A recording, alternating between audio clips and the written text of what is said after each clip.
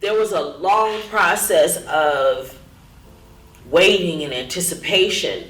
And then I found out from a friend of mine that he knew of people who, there are 2 or 3 different apparently stops that you make at release. And he's known people to get to the second door and they say, oh, hold up, we got to hold you for something else. So when I write in here, I pray nothing goes wrong. It's because I know in my head, there's the potential that you could get even to this last gate and they tell you, oh no, we just got to hold for another reason. I've seen them take guys like you're talking about, and they supposed to be cut out at 8 o'clock and be taken down to the bus station. And the guy legitimately supposed to be released.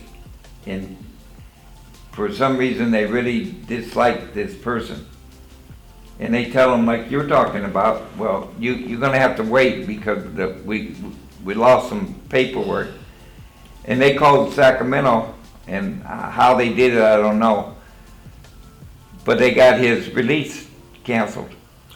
I know of a lady who was a lifer, and they told her when she was supposed to be released that, mind you, the tragedy of this, I want to say, is when the person is expecting to be released on a particular date, they give away all of the things that make their lives comfortable while they're incarcerated. So if they had food, they gave that away.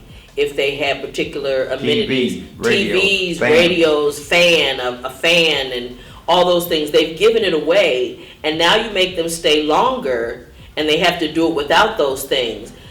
Mind you, we talked about the economic crisis that you put families in the first place. So where are they just going to come up with the money to buy these items again? So when I get to this point, I'm just praying that nothing goes wrong and this dude actually comes out. And that was great. Everything was fine. But then there were psychological things that I wasn't aware of. I wasn't aware of all of the things that he had been through and that he was going to have an identity crisis. The person that goes into prison, and I don't care who you are, like you referred to the fact that you were an ass, you didn't come out of the prison the same person that went in on any term. If anything, you were different, even if it was for better or worse. I was more dangerous. Right. If it was better or worse, you came out different though. Yeah.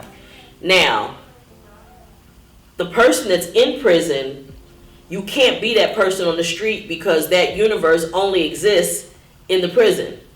Prison is like the military.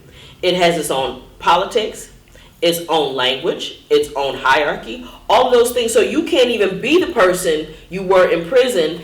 And there are terms and things when people say things like, yeah, I was holding the keys to that car.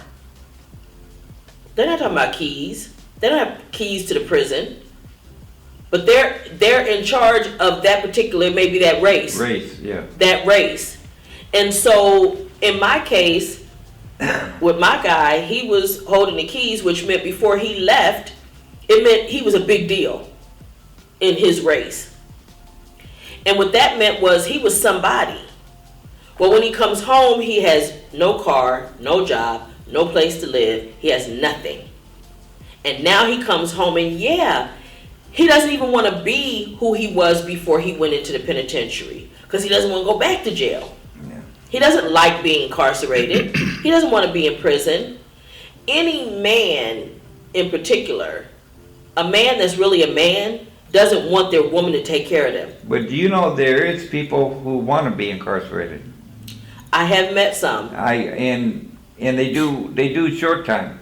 You know what I mean? They don't commit major crimes. A major crime, but what they do is I don't know how many times I've heard some dude say, hey, I'm getting out, next month. And he says, I'll see you in a couple months. Because they have every intention of coming back because they've been in the system so long that that's all they know. So they go out on vacation. Yes, I've heard that term. I've heard that term more than once. The tragedy of that, right? Just imagine I'm going on vacation from prison, but I know of a guy who at one point, I remember this vividly, he told his daughter's mother that he was getting ready to go back because it was too hard for him to function out here. And he went within a week of that and robbed a corner store. Yeah. But he had been in the system so long. Mind you, we're in our 20s. Yeah. And he had been in the system so long that he was not accustomed to trying to function in society. And to have to take care of his daughter and all of those things. And it is, especially because of something we talked about last week, which is the fact that the system is designed so that you can't make it. It's designed to put pressure on you and to send you back to the penitentiary because they make money on you as long as you're there. And people, the rules are different. Yes. You know, when you're in prison, you know what the rules are. You got the guards' rules and you got inmate rules. Right. And you follow at least the inmate rule all the way, but the guard one, you know. You get around it as you can. The best you when can. it's convenient, you follow it. But you know, I've had some good times in prison. Mm-hmm. Silly shit, you know. You know, something, I'm reading a book, and this lady, she talked about something that I've seen when people go into prison and they make friends. And I'm the new person in prison, somebody befriends me. And now that person gets discharged. The fear, the loss. And I've seen it in the women's prison. There's a lot of angst and a lot of sadness. Even though they're happy to see the person released, they are going through a lot of emotional separation anxiety and things about that person being gone. And as I said to you guys before, in the women's prison, they create families and and things like that. And like any other family, when you remove somebody from the family, it doesn't function the same. And so emotionally, they become attached. And when people have short time, they call it short and shitty. You know what? Seriously, one time when Folsom was a level 1, it was a hell of a place because Folsom Prison was dangerous. But I went there when they changed the level to a level 2. And my lifestyle has always been pretty much the same. I go up on the tier one day in 5 building, and the guy's on the 2nd floor, hanging over the rail, and he looks like he's in tears. And I'm thinking in my mind, somebody died in his family. So I asked him, is there anything I can do for you? Well, I don't usually do, but the way he looked, you know what I'm saying? And this silly bastard tells me, he says, my daddy can't come and pick me up, and the last time I went home on the bus, I got busted for drinking. Now at that time I had about 30 years in, and not seeing a gate to open for me. Mm-hmm. That boy don't know how close he come to death. So because at that point in your mind, you didn't even see a potential exit, and it was offensive because he had a date. And didn't want to ride a bus home. Okay, right. You know, I seen a guy in Folsom one time, but this was in the 80s.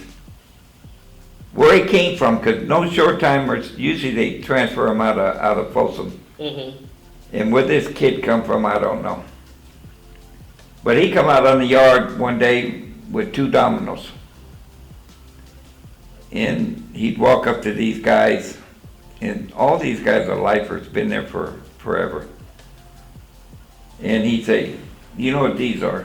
And the guy says, yeah. So he said, well, how many numbers? They said 12. And he said, yeah, that's how many days I got left before I go home. He come out to the... Now that's dangerous, is it not? Yeah, so he comes out the next day with 11, so forth. So he comes out with blank 1.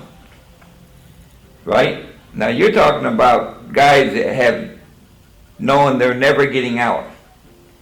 So they told him, they said, you know what, we all got together and we decided we're gonna help you out and send you home a day early.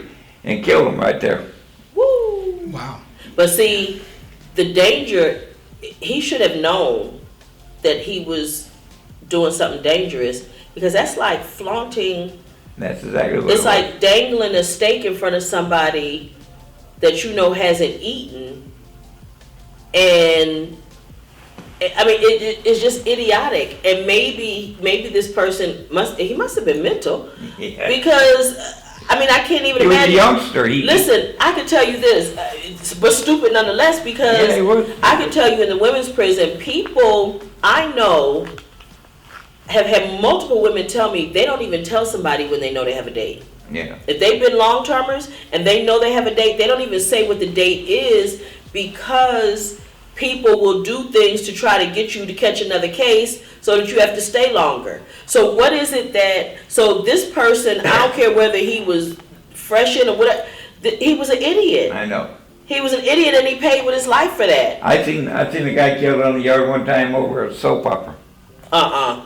We're not even going there with you No. on that one. So I know part of the discussion is about, your life on the inside. And I kind of watched my brother go through this for a long time. It took him a while before he decided he was going to do something different on the outside, to go against his basic instinct to always act the same. So my question to you is, it's like, what does it take to get somebody to finally decide, I'm no longer going to go against my most basic instinct and attack this person or take this thing or do this thing, and You just get old. So, because I was going to say, he says you get old, I was going to say nothing, because they have to get tired.